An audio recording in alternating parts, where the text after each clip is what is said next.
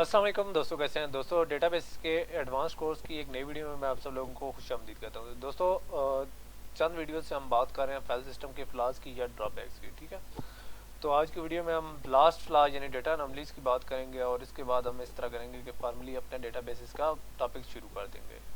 ठीक है दोस्तों, जैसा कि आपके सामने टॉपिक का टाइटल है डेटा अनोमलीज। ठीक है, तो डेटा अनोमलीज का डिक्शनरी का मतलब होता है अब नॉर्मल, किसी चीज़ का नॉर्मल ना होना बल्कि उसके अंदर कोई चेंज वगैरह होना। ठीक है, यानी अब नॉर्मल सिचुएशन में होने को डेटा अब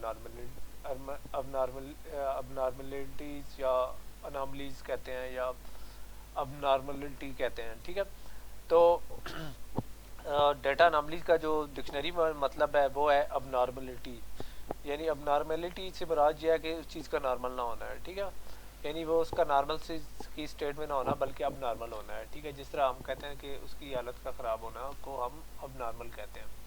तो दोस्तों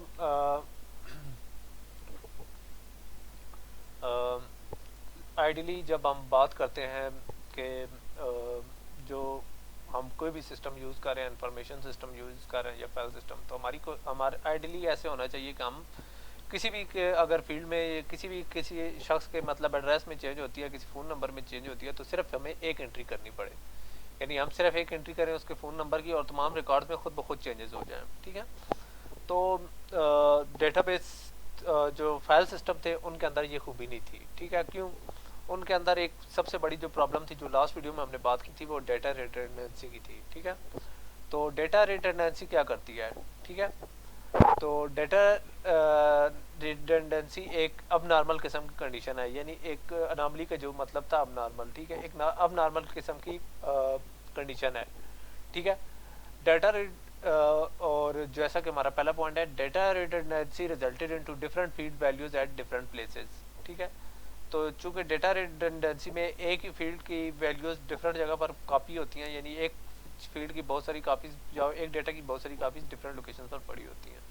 ठीक है, चूंकि ये एक अब नॉर्मल किस्म की कंडीशन होती थी, फाइल सिस्टम में हम कुछ चेंज करते भी थे तो बाकी में चेंज नहीं होती थी, तो ये इसका सबसे बड़ा ड्रॉबैक था फाइल सिस्टम का।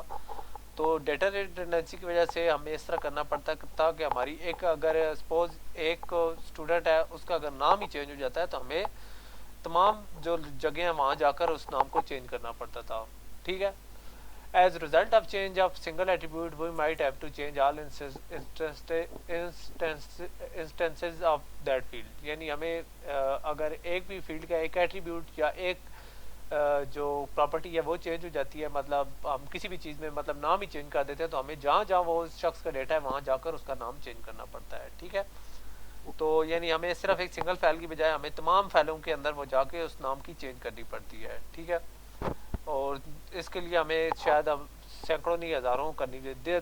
This change can result in 2000 of record as result of data redundancy in order to maintain data integrity, यानी हम अपने डेटा को वेरीफाइबल या एक्यूरेट बनाने के लिए हमें तमाम जो जहाँ जहाँ की भी उसकी इंस्टेंस है, ठीक है, हमें उसके अंदर चेंज करनी पड़ती है। ठीक है, हमें वहाँ जाकर अगर अपने डेटा को एक्यूरेट रखना है, डाटा को कंसिस्टेंस रखना है या डाटा की इंटेग्रिटी को मेंटेन करना है, तो हमें उसके अंदर जहाँ जहाँ ये चीज़ें हैं वहाँ वहाँ जाकर हमें चेंजेस करनी पड़ती हैं। ठीक है, तो इसी तरीके से कोई चीज़ हमें डिलीट करनी पड़ गई है तो हमें तमाम जगह जाकर डेटा डिलीट करना पड़ता है। ठीक है, तो डेटा इंटेग्रिटी को मेंटेन करने के लिए हमें इस तरह करना पड़ेगा कि जहाँ जहाँ भी उस चीज़ का डेटा है वहाँ जाकर हमें उन चीज़ों को चेंज करना पड़ेगा।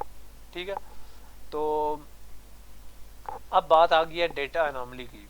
ठीक है, तो अगर हम तमाम जगहों पर अपने डेटा की चेंज नहीं कर सकते। ठीक है, यानी हमने जो कुछ डेटा में चेंज किया है, ठीक है, जो भी हमने डेटा रिडंडेंसी है जहाँ जहाँ भी उस चीज़ का या उस एंटिटी का डेटा है, तो वहाँ अगर हम जाके चेंज नहीं कर सकते या सक्सेसफुली चेंज नहीं करते, तो हम कह सकते हैं कि हमारे पूरे सिस्टम के अंदर डेटा अनोमली आ चुकी है। ठीक है, तो डेटा अनोमली पर तो जो मैंने अभी तक डिस्कशन किया, डेटा अनोमलीज क्या होती हैं। डेटा अनोमलीज अमूमन तब अकर होती हैं जब हमें इस तरह होता है कि तमाम जो रिडंडेंट डेटा है उसके अंदर चेंजेस हैं वो सक्सेसफुली हम नहीं करते। ठीक है, तो यानी जहाँ जहाँ भी रिडंडेंट डेटा है, मतलब एक शख्स है विलियम बेरी है, इसका जहाँ भी दूसरे टेबल में भी डेटा होगा या जहाँ भी इसकी कापीज है, अगर उसके अंदर हम चेंज नहीं करते तो हम कह सकते हैं कि हमारा डेटा की इंटेग्रिटी कंप्रोमाइज़ हो गई है और डेटा के अंदर अनामलीज आ चुकी हैं। ठीक है, तो डेटा अनामलीज अमूमन 3 किस्म की होती हैं, अपडेट अनामली, ठीक है, इंसर्जन अनामली और डिलीशन अनामली। ठीक है, तो अब मैं बात कर लेता हूँ वन बाय वन। सबसे पहले हम बात करते हैं अपडेशन अनामली।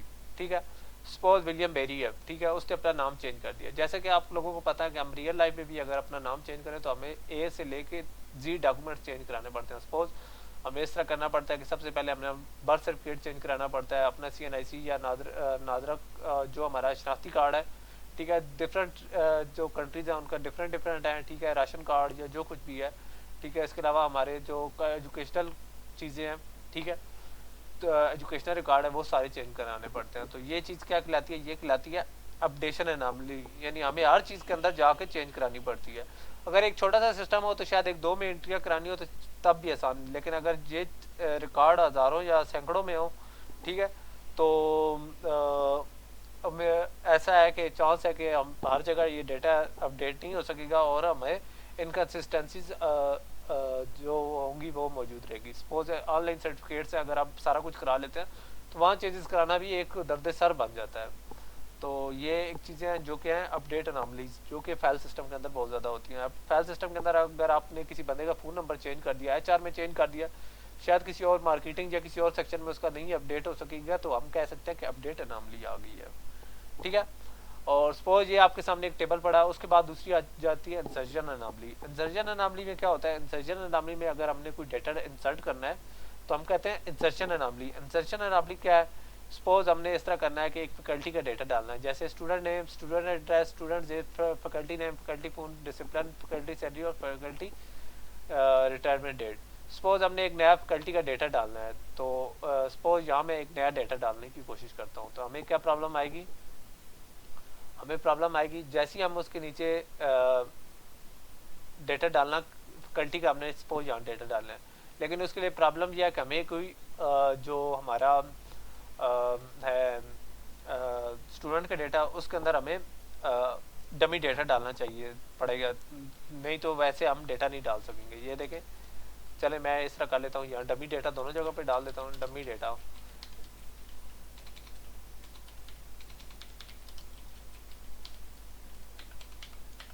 यानी हम कोई फील्ड खाली किसी जगह रिस्ट्रिक्शन लगी हुई है तो तब हम कर सकते हैं। ये मतलब ये थे, हमने डेटा डालना है जो भी है हमने,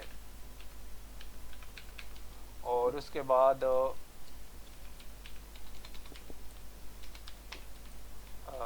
जो भी हमने डेटा डाला है उसके लिए हमें यहाँ एक डमी डेटा डालना पड़ा है।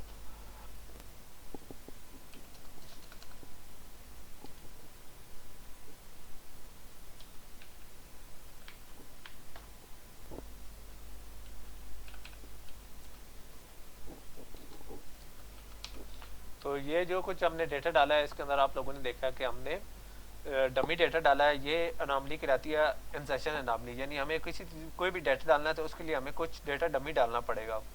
ठीक है, तो ये इसको हम कह सकते हैं कि हम जब भी कोई डेटा इंसर्ट करते हैं तो हमें इंसर्शन अनामली का फेस करना पड़ता है। उसके बाद हमारी आ जाती है डिलीशन अनामली। डिलीशन अनामली क्या है कि सपोज हम इस तरह करना चाहता हूँ कि मैं एक स्टूडेंट का डेटा डिलीट करना चाहता हूँ, विलियम बेरी का डिलीट करना चाहता हूँ, लेकिन जैसे ही मैं इसको डिलीट करूँगा तो आप लोग देख सकते हैं कि हमारा जो डिलीट जैसे किया तो उसके साथ साथ हमारा फैकल्टी का यानी कीगन लेगोर का डेटा भी रिमूव हो गया। दोबारा मैं आप लोगों को दिखा देता, ये देखें हमारा सिर्फ विलियम बेरी को डिलीट करते करते हमारे डेटा के अंदर ये आप देख सकते हैं कि फैकल्टी का भी डेटा भी चला गया। तो ये चीज़ें, ये तीसरी जो हमारी चीज़ है डिलीशन अनामली, ये फाइल सिस्टम के अंदर बहुत फ्रीक्वेंट थी, लेकिन डेटा बेसिस के अंदर ऐसा नहीं होता, वो तो खैर बाद में हम बात करेंगे।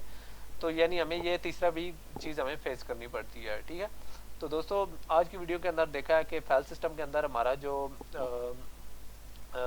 है अनामलीज हैं, अनामलीज के अंदर आपने देखा है कि जब भी हम डेटा रिडंडेंसी को एड्रेस करते हैं, यानी हम जगह जगह डेटा ऐड करते हैं, तो अगर हम उसको डेटा के किसी जगह अपडेट करना भूल जाए तो हम उसको अनामली कह सकते हैं। इसके अलावा हम कहीं डेटा को अपडेट करना चाहे तो किसी जगह रह जाए तो हम उसको अपडेट अनामली कह सकते हैं। इसके अलावा हमने कोई डेटा ऐड करना तो उसके लिए हमें डमी डेटा डालना पड़ता है जिसको इंसर्शन अनामली कहते हैं। और उसके अलावा डिलीशन एनामली, यानी हम कोई डेटा डिलीट करें तो साथ वाला डेटा खुद ब खुद डिलीट हो जाता है, तो इसको डिलीशन एनामली कहते हैं। तो एनामली का मतलब ही होता है कि अब नॉर्मल बिहेवियर या नॉर्मल बिहेवियर ना होना।